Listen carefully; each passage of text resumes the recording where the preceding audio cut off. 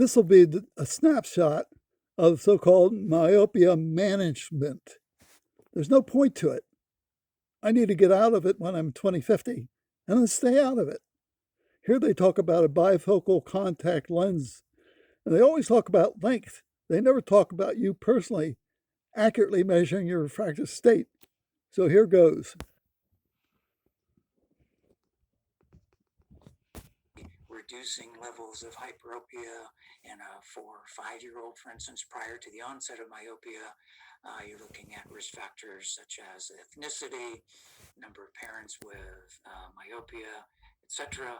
And then you're going to want to intervene in various ways. And there are a number of effective ways to control myopia based on a number of studies. We know about atropine, multifocal contacts, which is mostly what I've been investigating for my career, orthokeratology as well, and then bifocal glasses, and then also the new novel myopia controlling glasses, which may be available in some of your markets, which are reporting excellent outcomes.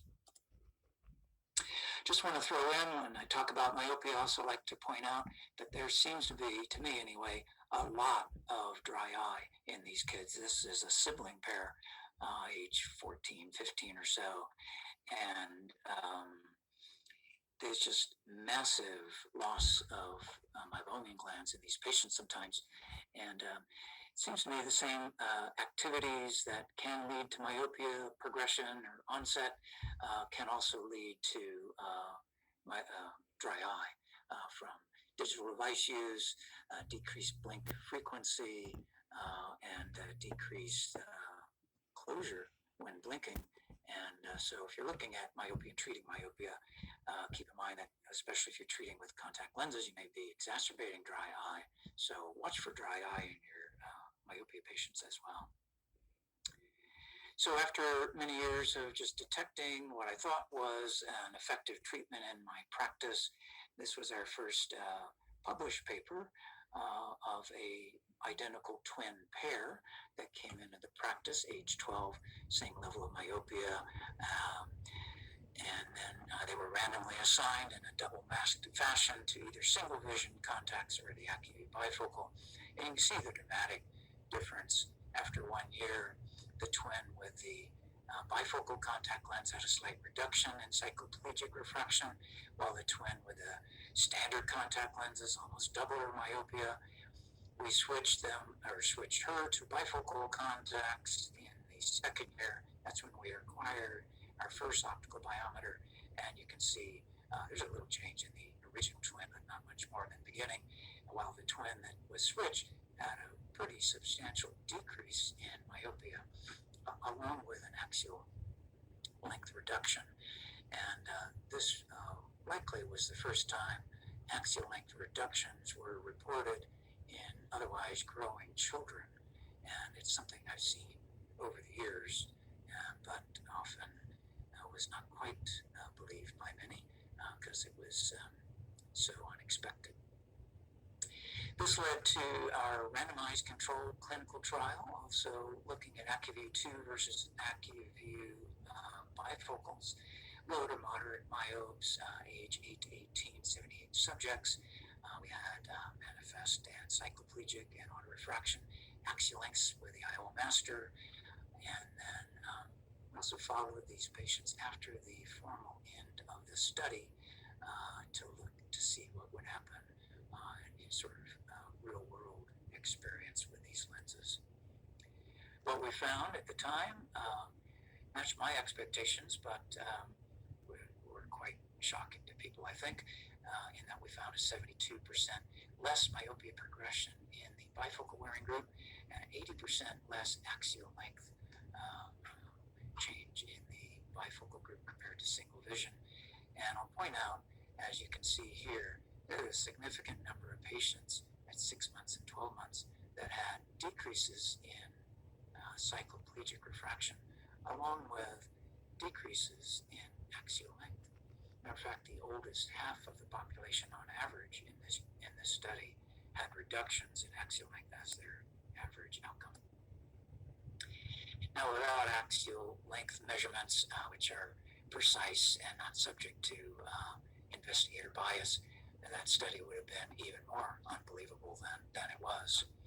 Now, many researchers suggest, and from a number of studies, it seems to show, at least in eyeglass studies, that there's a decrease in treatment effect over time. They suggest that maybe you only get treatment effect for a very short period of time, and then you get sort of parallel lines afterwards. That's not been my experience, and I went back and looked at my study also. Well, actually, this slide just shows that if I had looked at just younger children, we would have found the same, as it turns out, the same treatment effect in diopters as well as axial length if we looked at a younger age group, which is more typically used these days, versus our original group, which did include kids up to age 18. This was a slide that I mentioned where we looked at the first 6 months and the second 6 months, and essentially, especially with axial length, 0.03 is exactly the same. First 6 months, second. They always love to talk about axial length, which you cannot measure accurately.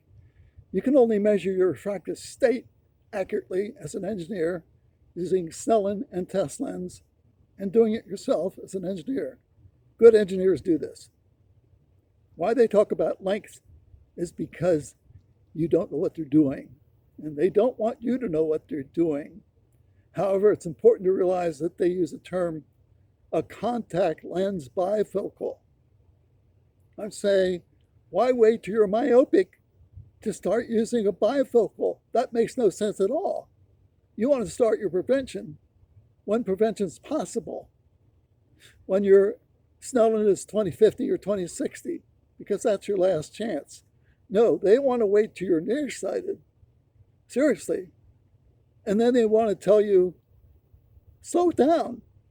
And I'm saying an intelligent engineer should study the dynamic behavior of all eyes and make his own choice about prevention. When prevention is still possible, when he's still passing the DMV, it takes a lot of motivation, intelligence, and it's not myopia management.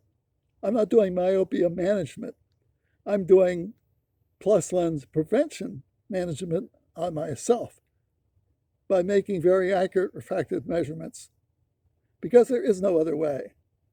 You put a minus lens on the kid, and now they're talking about using a bifocal after his vision is essentially completely gone. And then they bemoan the amount of myopia that exists. But you have to ask them, what are you doing to stop or prevent your child when he's emmetropic? Emmetropic means 0 diopters. Or when you actually measure, you could see your kid going from plus to 0 to minus. Any good engineer is going to understand that. But they won't do anything, if you talk to them, to begin prevention when their refractive state measures positive or 0, meaning 20/20 on a Snellen. You only see negative when you're down to 20/40 or 20/50. Then they want to put you in a minus lens, and then they tell you, we want to practice myopia management on you when you're 20/50, when you should be talking about personal prevention by doing what I'm doing. Yeah, it takes great fortitude. I've been doing it for 18 years. No problem at all. But I'm not doing management. I'm doing wise prevention myself by making all objective measurements using a Snellen and test lens, which is the only way you can be accurate about it and personal. Add your own commentary, and thank you.